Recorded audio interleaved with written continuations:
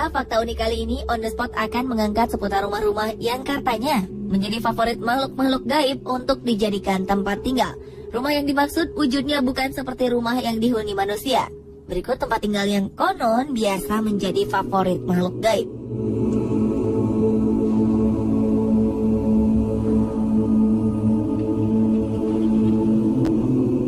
Pohon besar yang memiliki batang yang kuat dan daun yang lebat ini memang sering dianggap sebagai tempat tinggal makhluk halus, khususnya genderuwo. Ukuran beringin yang kebanyakan lebar dan tinggi, ditambah sulur-sulur yang menjuntai, menambah kesan misterius pada pohon beringin. Tumbuhan ini seringkali dianggap keramat bagi penduduk di sekitarnya.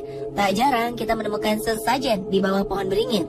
Tidak hanya sesajen, beberapa tempat malah menyematkan kain khusus sebagai pakaian dari pohon beringin. Apalagi pohon beringin yang usianya ratusan tahun. Pohon beringin yang paling terkenal dengan mitosnya adalah beringin kembar yang ada di alun-alun kota Yogyakarta. Disebut kembar karena di alun-alun tersebut terdapat dua pohon beringin yang berukuran sama besar berdiri berdampingan. Beringin kembar ini terkenal dengan tradisi masanginnya, yaitu permainan melewati kedua beringin tersebut dengan mata tertutup. Konon katanya jika berhasil lewat di antara kedua pohon itu, permohonan kita akan terkabul. Masyarakat percaya roh penunggu pohon akan menuntun orang yang keinginannya akan dikabulkan. Sebaliknya, jika keinginan tidak direstui, orang tersebut tidak akan berhasil melewati beringin kembar.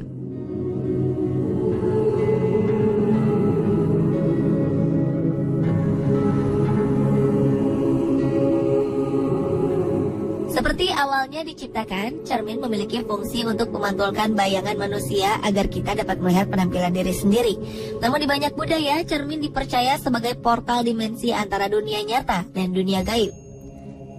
Banyak ritual memanggil hantu atau berkomunikasi dengan hantu yang sering melibatkan cermin. Salah satu contoh cermin yang dipercaya sebagai tempat tinggal makhluk halus adalah cermin dalam rumah Myrtle's Plantation. Rumah ini terkenal sebagai salah satu rumah terseram di Amerika. Suatu hari, sang pemilik rumah beserta keluarganya tewas karena diracuni. Menurut kebiasaan penduduk setempat, setiap ada yang meninggal, cermin di dalam rumah harus dibalik agar roh pemilik rumah tidak terjebak dalam cermin. Namun ketika mereka akan dimakamkan, tidak ada yang ingat untuk membalik cermin di rumah tersebut. Akhirnya roh mereka terperangkap dalam cermin itu dan menghantui Myrtle's Plantation.